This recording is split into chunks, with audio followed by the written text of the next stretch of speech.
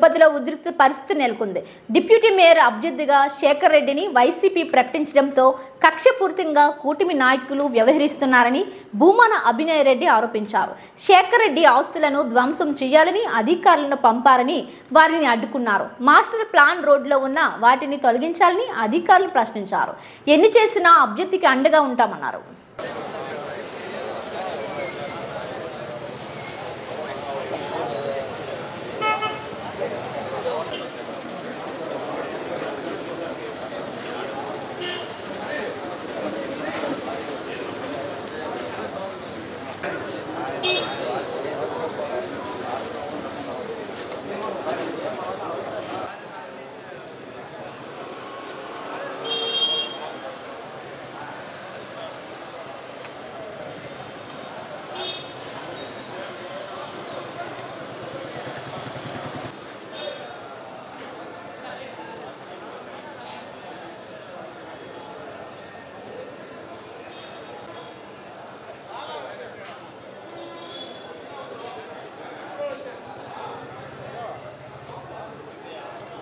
తిరుపతి నగరపాలక సంస్థ రెండవ డిప్యూటీ మేయర్ స్థానం ఖాళీ అయినటువంటి విషయం మీ అందరికీ తెలిసిందే. దానికి ఎన్నిక జరపవలసిందిగా ఎన్నికల కమిషన్ ప్రకటన 4 రోజుల కిందట వెలువడింది.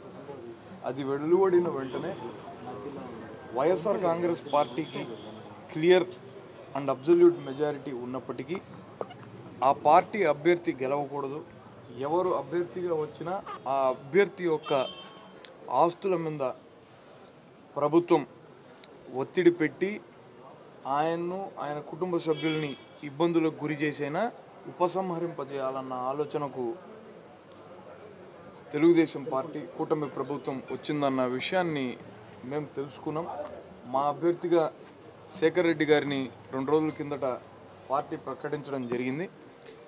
ఆయన కుటుంబ సభ్యులకు ఫోన్లు చేసి మీరు పోటీలో ఉంటే మీ మీద భవిష్యత్తులో మేము పెద్ద ఎత్తున దాడులు చేయిస్తాం, మీ ఆస్తుల్ని ధ్వంసం చేయిస్తాం, మేము ప్రభుత్వంలో ఉన్నాం, మీరు పోటీ నుంచి తప్పుకోండి అని ఒత్తిడి చేయడాన్ని ఉమ్మడి చిత్తూరు జిల్లా అధ్యక్షులు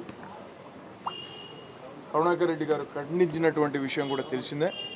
ఈరోజు శేఖర్ రెడ్డి గారు ఊరిలో లేరన్న విషయం తెలుసుకుని ఆయన కన్స్ట్రక్ట్ చేసినటువంటి బిల్డింగ్ని డెమాలిష్ చేయాలన్న ఉద్దేశంతో అధికార యంత్రాంగం అంతా సిద్ధమైందన్న విషయం మాకు పొద్దున తెలిసి వచ్చింది. నోటీస్ ఇవ్వలేదు.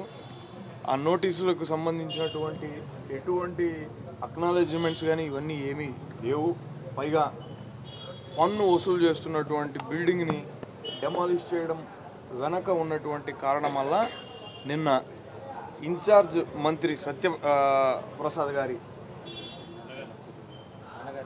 అనగాని సత్యప్రసాద్ గారి ఆదేశాలతో అధికార యంత్రాంగం ఈ రోజున మన మున్సిపల్ పార్క్ దగ్గర అందరూ కూడా సిద్ధంగా ఉన్నారు జేసీబీని పెట్టుకొని.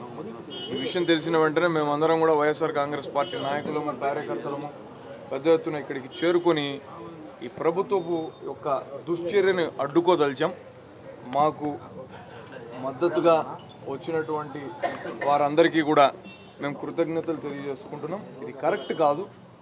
ఈ స్థానం వైఎస్ఆర్ కాంగ్రెస్ పార్టీది అన్న విషయం తెలుగుదేశం ప్రభుత్వానికి చాలా క్లియర్గా తెలుసు. అయినప్పటికీ కూడా తమది కానటువంటి స్థానం కోసం ఎందుకు వెంపర్లాడుతున్నారో అర్థం కావడం లేదు. ఖచ్చితంగా ఉన్నారు. సారీ, ముద్రనారాయణ గారు మాతో లేరు. అంటే డిఫెక్ట్ అయినటువంటి కార్పొరేటర్ల గురించి మీకు ఆల్రెడీ తెలిసిన విషయమే. నేను మెజారిటీ అంటే ఇప్పుడు 50 మంది ఓట్లు కార్పొరేషన్లు ఉన్నాయి, ఎమ్మెల్యే, ఎమ్మెల్సీ అండ్ ఎంపీ గారి ఎక్సఫిషియో సభ్యత్వాలతో సహా. ఈ 50 మందిలో ఖచ్చితంగా 32 నుంచి 33 ఓట్లు వైఎస్ఆర్ కాంగ్రెస్ పార్టీకి ఉంది. ఉన్నప్పుడు క్లియర్ మెజారిటీ ఉన్నట్టే కదా. డిఫెక్ట్ అయినటువంటి ఎమ్మెల్యేల గురించి నేను మాట్లాడదలుచుకోలేదు, కార్పొరేటర్ల గురించి నేను మాట్లాడదలుచుకోలేదు. వాళ్ళకి ఇప్పటికే విప్ జారీ చేశాం. విప్పును ధిక్కరించినట్లయితే పార్టీ వాళ్ళను సస్పెండ్ చేస్తుంది. అలానే సభ్యత్వాన్ని కూడా రద్దు చేయమని చెప్పి సంబంధిత అధికారులకు వైఎస్ఆర్ కాంగ్రెస్ పార్టీ కోరుతుంది. అందరికీ నమస్కారం. తిరుపతి నగరపాలక సంస్థలో ఖాళీగా ఉన్నటువంటి డిప్యూటీ మేయర్ అంటే అభినయ్ రెడ్డి గారు ఎమ్మెల్యేగా పోటీ చేస్తున్నప్పుడు రిజైన్ చేసి పోటీ చేయడం జరిగింది. సో ఆ ఖాళీ స్థానానికి ఆల్రెడీ స్టేట్ ఎలక్షన్ కమిషన్ నుంచి నోటిఫికేషన్ ఇష్యూ చేయడం, 3rd దాని ఎలక్షన్స్ ఉండడం. సో మా అభ్యర్థి వైఎస్ఆర్సీపీ పార్టీ తరఫున మా నాయకులు కరుణాకర్ రెడ్డి గారు అలాగే అభినయ్ రెడ్డి గారు 42 డివిజన్ కార్పొరేటర్ అయినటువంటి ఎం శేఖర్ రెడ్డి గారిని అనౌన్స్ చేసిన వెంటనే గత 2 రోజులుగా ఆయనకు ప్రత్యక్షంగా వారి కుటుంబ సభ్యులకు పరోక్షంగా కూడా కొన్ని బెదిరింపులు, అంటే మీరు పోటీ నుంచి తప్పుకోవాలి లేదంటే మీ ఆస్తులు కానీ ఇంకా ఇతరత్ర వాటి మీద ఆయనకు బెదిరింపు కాల్స్ రావడం జరిగింది. సో దానికి ఇవాళ ఏంటంటే కార్పొరేషన్ తరఫున ప్లానింగ్ డిపార్ట్మెంట్ నుంచి వాళ్ళ కన్స్ట్రక్షన్ జరుగుతున్నటువంటి బిల్డింగ్ డెమాలిష్ చేస్తారు అనేది ఇన్ఫర్మేషన్ రాగానే అభినయ్ గారు అట్లాగే వైఎస్ఆర్సీపీ కార్యకర్తలు, లీగల్ టీం అందరూ కూడా ఇక్కడ చేరుకోవడం జరిగింది. తెలుసుకున్నది ఏంటంటే కనీసం ఈ బిల్డింగ్ డెమాలిషన్ చేస్తున్నామన్నటువంటి నోటీస్ కూడా సర్వ్ చేయకుండా ఇక్కడికి వస్తున్నారు అనేది ఒక ఇన్ఫర్మేషన్. సో ఎట్లాగో మనకు శేఖర్ రెడ్డి గారి గురించి అందరికీ తెలుసు. ఒక ఆల్రెడీ మాజీ కౌన్సిలర్ ఆయన, ఒక పలుకుబడి కుటుంబానికి చెందినటువంటి వ్యక్తి. సో అటువంటి వారినే బెదిరిస్తూ ఉంటే ఇంకా సామాన్య కార్పొరేటర్లకు ఎలా ఉంటుంది? సో వాళ్ళే చెప్తున్నారు మేము ఎవరిని బెదిరించట్లేదు, మాకు అవసరం లేదు అని. సో ఈ డైరెక్ట్గా ఇప్పుడు మీ అందరికి ముందే తెలుస్తూ ఉంది ఏ విధంగా బెదిరిస్తూ ఉన్నారు అని. సో వీటిని ఎదుర్కోవడానికి మేము అభినయ్ రెడ్డి గారికి మద్దతుగా మా వైఎస్ఆర్సీపీ కార్యకర్తలందరూ, లీగల్ టీం అందరూ కూడా ఇక్కడ రావడం జరిగింది క్షణాల్లో. సో వారందరికీ కూడా ధన్యవాదాలు, కృతజ్ఞతలు.